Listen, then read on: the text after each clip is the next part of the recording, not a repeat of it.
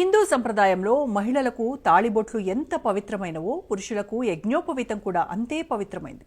అయితే హిందువులంతా జంధ్యం ధరించాలన్న నియమం ఏమీ లేకపోయినా జంధ్యాన్ని మాత్రం అందరూ పవిత్రంగానే భావిస్తారు. మహిళల తాళిని తొలగిస్తే సెంటిమెంట్లు ఎంతగా గాయపడతాయో పురుషుల జంధ్యాన్ని తొలగించినా సెంటిమెంట్లు అలాగే హర్ట్ అవుతాయి. అయినప్పటికీ ఇతర మతాల సెంటిమెంట్లకు అధిక ప్రాధాన్యమిచ్చే కర్ణాటకలోని కాంగ్రెస్ ప్రభుత్వం హిందువుల సెంటిమెంట్లను కావాలనే కాలరాస్తోందన్న విమర్శలు వినిపిస్తున్నాయి. అందుకారణం కామన్ ఎంట్రన్స్ టెస్ట్ CETకి హాజరైన ఓ యువకుడిని జంధ్యం తొలగించేదాకా హాల్లోకి ఎంటర్ కానీయలేదట అధికారులు. ఓవైపు రాహుల్ గాంధీ తాను అసలైన బ్రాహ్మణుడిని అని చెప్తూ చొక్కా మీద జంధ్యం ధరిస్తే జబ్బలు చరుచుకుని ఓట్లడిగే కాంగ్రెస్ నేతలు జంధ్యం ధరించిన అబ్బాయిలను మాత్రం ఇళ్లకు పంపించేశారట. దీనిపై కర్ణాటకలో తీవ్రమైన దుమారం రేగుతోంది. జంధ్యం కనిపిస్తే పరీక్షలకు నో ఎంట్రీ. సిద్ధరామయ్య సర్కార్లో విచిత్రమైన రూల్. కాంగ్రెస్ సర్కార్పై బ్రాహ్మణ సంఘాల ఫైర్. జంధ్యం ధరించిన రాహుల్పై సర్వత్రా చర్చలు.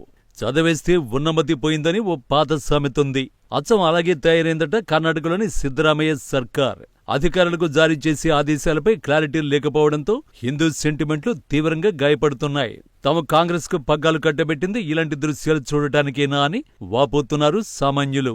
ఇంతకీ విషయం ఏంటంటే తాజాగా కామన్ ఎంట్రన్స్ టెస్ట్ నిర్వహించింది సిద్ధ సర్కార్. అయితే శివమొగ్గ జిల్లాలో జరిగిన పరీక్షలకు అందరిలాగే బ్రాహ్మణ యువకులు కూడా వెళ్లారు. అక్కడి సెక్యూరిటీ అధికారులకు వారు ధరించిన జంధ్యం కనిపించింది. దీంతో అది సెక్యూరిటీ నియమాలకు విరుద్ధమని, ఆ జంధ్యాలు తొలగిస్తేనే తాము లోనికి అనుమతిస్తామని చెప్పడంతో వారి సెంటిమెంట్లు తీవ్రంగా గాయపడ్డాయి. అధికారులతో అబ్బాయిల తల్లిదండ్రులు వాగ్వాదానికి దిగారు. హిందూ సెంటిమెంట్లంటే అధికారులకు ఇంత చులకన ఎందుకు? సిద్ధరామయ్య ఇలాగే బిహేవ్ చేయాలని ఆదేశించారా అంటూ పేరెంట్స్ తీవ్రంగా రియాక్ట్ అయ్యారు.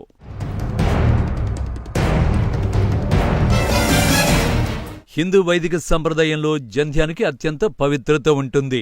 స్త్రీలకు పెళ్లి సమయంలో తాళిబొట్టు కడతారు, కానీ జంధ్య మాత్రం చిన్నప్పుడే వేసుకుంటారు. అలా యజ్ఞోపవీత ధారణ తర్వాతే వేద విద్యకు అర్హత లభిస్తుంది. ప్రతిరోజు అనుష్ఠాన ప్రక్రియ ఉంటుంది. జంధ్యం ధరించిన తర్వాత అనేక నియమాలు పాటించాల్సి ఉంటుంది. బ్రాహ్మణ సంప్రదాయంలో ఇలా చిన్ననాడే ఉపదేశమిచ్చి పాఠశాల విద్యకు పంపిస్తారు. జంధ్యం ధరించిన వారు మిగతా వారికన్నా ప్రత్యేకంగా ఉంటారు. వారి ఆహార అలవాట్లుగాని, సమాజంలో నడుచుకునే తీరుగాని సెపరేట్గా ఉంటాయి.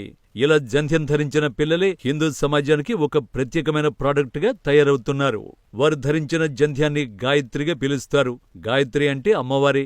అంత ప్రత్యేకత కలిగిన జంధ్యం గురించి తెలియని సిద్ధరామయ్య సర్కార్లోని అధికారులు సెక్యూరిటీ నిబంధనల పేరు చెప్పి అత్యంత పవిత్రంగా భావించే జంధ్యాలను తొలగించాలని అతి సునాయాసంగా ఆర్డర్ వేయడంతో అది కాస్త ఇప్పుడు దుమారం రేపుతోంది. శివమొగ్గలోని ఆది చుంచనగిరి PU కాలేజీలో ఈ ఘటన జరిగింది. దీనిపై స్థానిక బ్రాహ్మణ సంఘాలే కాక రాష్ట్రవ్యాప్త బ్రాహ్మణ సంఘాలు కూడా తీవ్రంగా ఖండిస్తున్నాయి. తమ పిల్లల్ని పరీక్ష రాయకుండా చేసిన అలాంటి అధికారులపై చర్యలు తీసుకోవాలని వారు కంప్లైంట్ ఇచ్చారు. శివమొగ్గ జిల్లా కలెక్టర్కు కూడా మెమొరాండం సమర్పించారు. తమ పిల్లలు ఏడాదంతా ప్రిపేర్ అయి ఆఖరుకు ఎగ్జామ్ రాసే సమయానికి అధికారులు ఇలా చేశారంటూ వారు వాపోతున్నారు. ఈ చర్యను హిందూ వ్యతిరేక చర్యగా కర్ణాటక బ్రాహ్మణ మహాసభ, ఫెడరేషన్ ఆఫ్ విప్రో ఆర్గనైజేషన్స్ పెద్దలు అభివర్ణిస్తున్నారు. ఈ హిందూ వ్యతిరేక చర్యను మిగతా పౌర సమాజం కూడా ఖండించాలని వారు కోరుతున్నారు. రాను ప్రభుత్వాలు చాలా యాంత్రికంగా తయారవుతున్నాయన్న విమర్శలు తీవ్రంగా వినిపిస్తున్నాయి. ఇలాంటి చర్యలు దాదాపు అన్ని రాష్ట్రాల్లోనూ జరుగుతున్నాయంటే అతిశయోక్తి కాదు. తెలంగాణలోనూ గతంలో గ్రూప్స్ పరీక్ష రాయడానికి హాజరైన ఓ మహిళ తాళిని బలవంతంగా తీయించిన ఘనులు మన అధికారులు.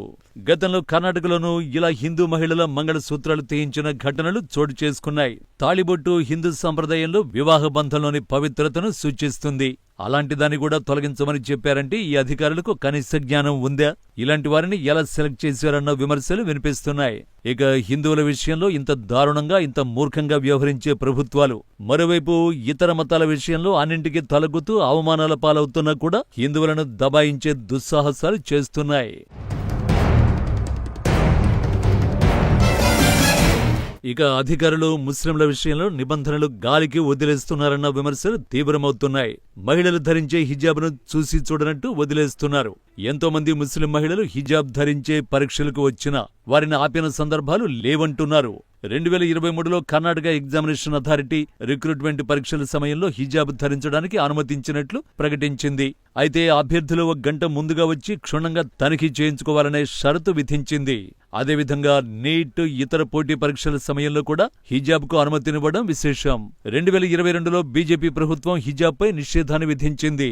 ఆ నిర్ణయాన్ని కర్ణాటక హైకోర్టు సమర్థించింది. హిజాబ్ ఇస్లాం మతంలో అత్యవసరమైన ఆచారం కాదని పేర్కొంది.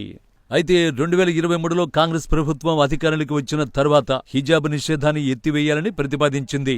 ఇలా కాంగ్రెస్ ప్రభుత్వాలు అనుసరిస్తున్న ద్వంద్వ వైఖరిపై ప్రజల్లో నానాటికి అసంతృప్తి పెరుగుతోందంటున్నారు విశ్లేషకులు.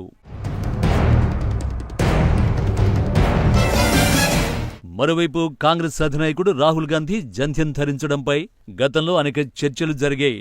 ఎప్పుడూ హిందూ సాంప్రదాయాలను గౌరవించని రాహుల్ ఎన్నికల సమయం వచ్చేటప్పటికి మాత్రం ఓట్ల రాజకీయాలు చేస్తుంటారన్న విమర్శలు ఎదుర్కొంటున్నారు. అయినా అలాంటి వాటికి కనీసం కాంగ్రెస్ నేతలు కూడా ఎప్పుడూ స్పందించకపోవడం విశేషం.